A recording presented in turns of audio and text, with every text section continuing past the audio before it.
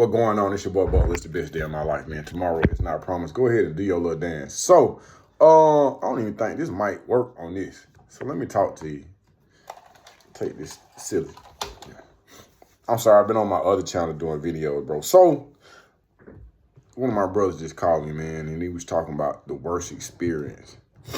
I'm gonna call him Kaiser Soze. He don't do interviews, but he stay dropping knowledge, man. So, we was talking about one of the worst experiences, one of your worst experiences in chain gang.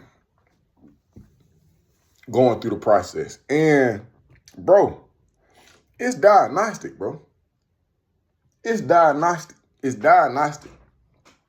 Now, for those who don't understand that diagnostic is this. It's a place where you're going to go before you go to the prison that you're going to be at. And a lot of times, you're going to get sized up there. But imagine being in a place. Imagine being in a place right now.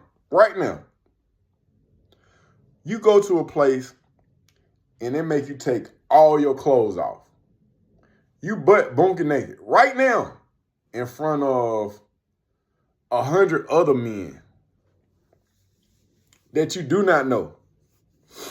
And they shave all your hair off. I'm talking about your beard, your mustache. They'll let you keep your mustache? I don't know. All your hair, you got a bald head. It don't matter if you got dreads, a jerry curl, a perm, or a quick weave. All your hair is gone. You don't have no hair.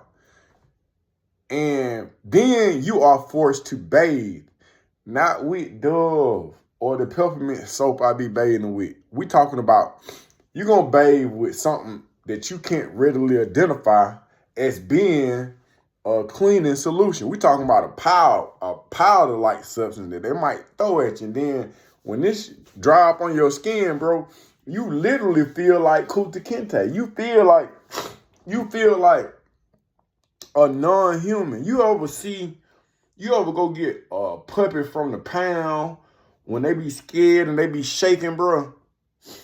Bro, this got to be the worst experience in the world, man. It has to be. And from a mental perspective, what they're trying to do is break you down.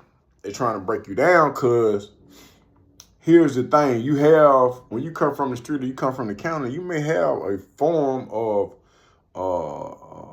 self-pride or self-identity or, a self-worth.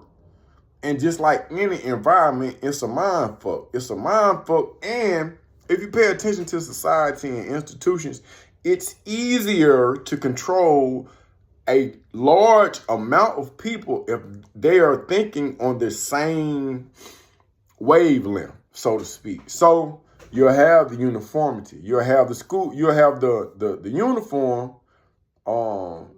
And then you guys kind of all look the same because whether you black, white, Asian, Latino, it don't matter. Shit, after you put some of this stupid powder and some of this, cut off all my hair, take all my clothes, man, I'm still looking crazy. Now, they do the same thing in the military now.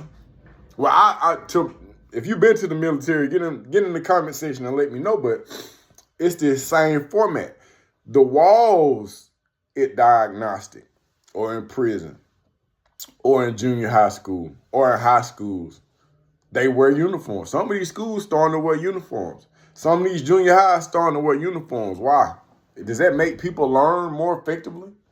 Do the research, because some of y'all sending y'all kids to school with uniforms on. Right now, if you go to, I'm not going to say the county, but when you go to the alternative school, guess what? The difference between the alternative school and the regular school is the alternative school kids got to wear a uniform. Why?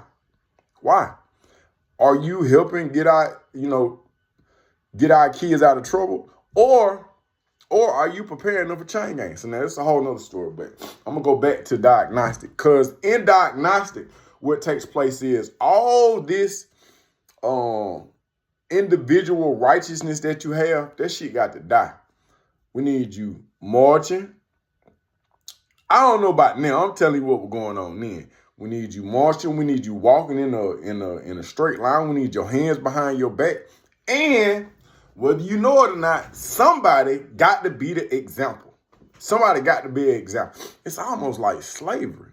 I've never been in 1865 slave, but I would assume that you got to make an example out of somebody. Who you make an example out of? The slave that try to run away. The slave that have pride. The slave that, wants to be independent. That want to speak with his home tongue. Kunta, Toby, Kunta. So, damn, some of those same buck-breaking tactics or tendencies are evident and useful today. What's scary about what I just said is that, in prison, I understand that you want to have all these people uniform because it's going to be easier to control, thus providing security. But the security that you're supposed to provide is not being provided. And you also passing down these traditions off into our alternative schools. That's the scary part. Because then when you start taking into consideration that sometimes there's a population of people that have the power to make, the people that have control of our current education system have some type of input into the prison system. Or even scarier thought.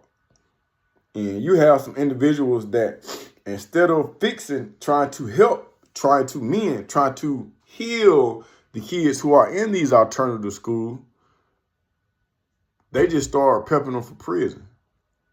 Thus, the school to prison pipeline. Damn, that's a scary thought.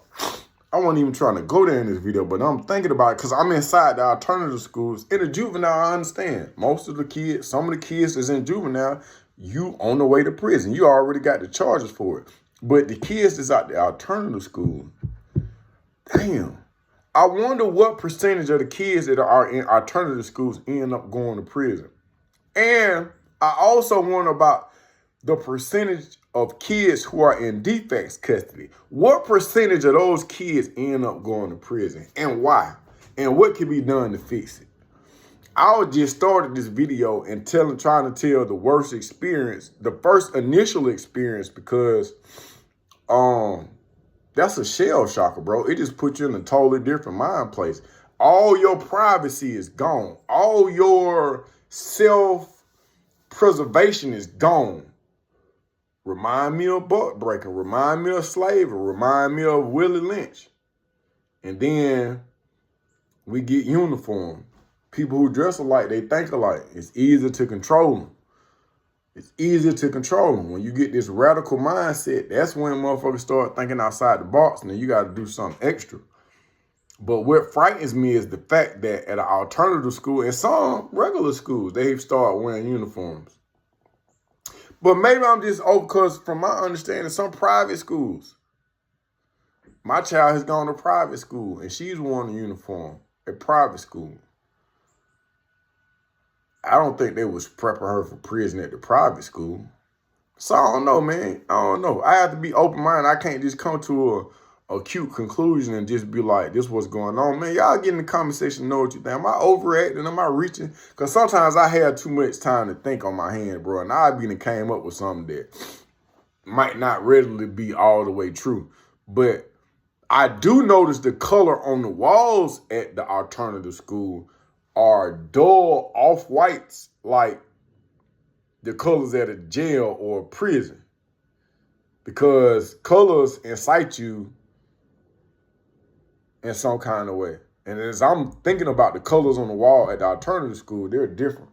I'm not acknowledging the uniformity, but I am paying attention to the mind control. I sound like a conspiracy theorist. Or I'm paying attention to the patterns, man. Either way, y'all get in the comment section. Let me know if I'm barking up the wrong tree, bro. But I'm thinking uniformity, mind control. The colors affect the way that you think, just like the color red does something to our taste buds, and the color yellow does something to it, and the color blue does something to us. But when you go into alternative school, those colors are all dull. They're all dull. So I'm gonna get to this business, man. Y'all get in that comment section. Subscribe. Hit the fucking subscribe button, man. I'm out.